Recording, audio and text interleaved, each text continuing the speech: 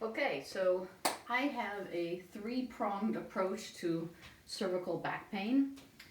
First, it's good to remember that any motion in your spine, wherever the motion is, will affect every other aspect of the spine. So just because your cervical vertebrae are the ones hurting, these purple lavender ones up here, movement down here can actually help alleviate pain up here.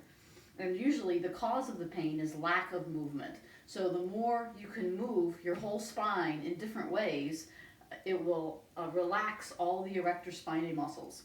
So that's the first thing to remember. But my three-pronged approach for any pain, cervical, thoracic, lumbar, or sacral pain, is first hydration. And that's because all of these discs in between the vertebrae become dehydrated and flattened over time as we age. And so you need to be, as we move our spine, we need to be able to hydrate the disc and pull water from the extracellular matrix into the discs to try to rehydrate them to get some more space in between the vertebrae.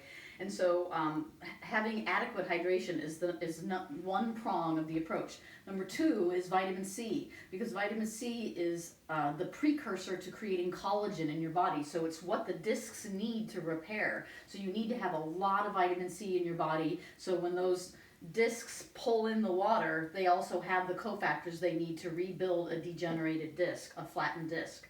And then the third prong is movement. So I'm going to show you some things that in traction. So traction, movement, and hydration. Those are the three. And then some nutrient supplements. Okay, so this right over here, if you can see, I have this thing hanging on the door right here. It's a little metal thing. It has a pulley and a pulley right here.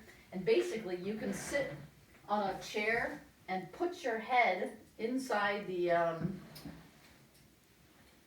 device right here, like this, and you have these little, this one goes, let's see here, one of them goes behind your head, so this one goes behind your head, so it goes sort of like this, and then this one goes in front, and it's easier to have someone help you do it, and then you take the strap in the back,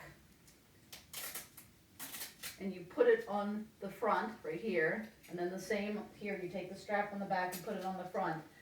Then you take the string right here. You make sure you're settled in the sling correctly, and you can pull if you have it on right. And it looks like my D thing. Make sure the D's in the right spot. There's little hooks to make sure you're in the right spot, and then you can pull your neck up. And I usually like to have my back facing the door, and then you can pull like this and get some traction.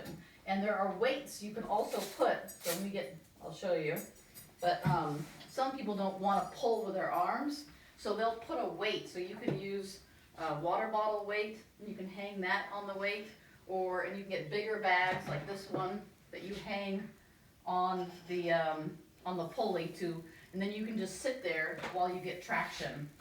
It's not my favorite, but it does work.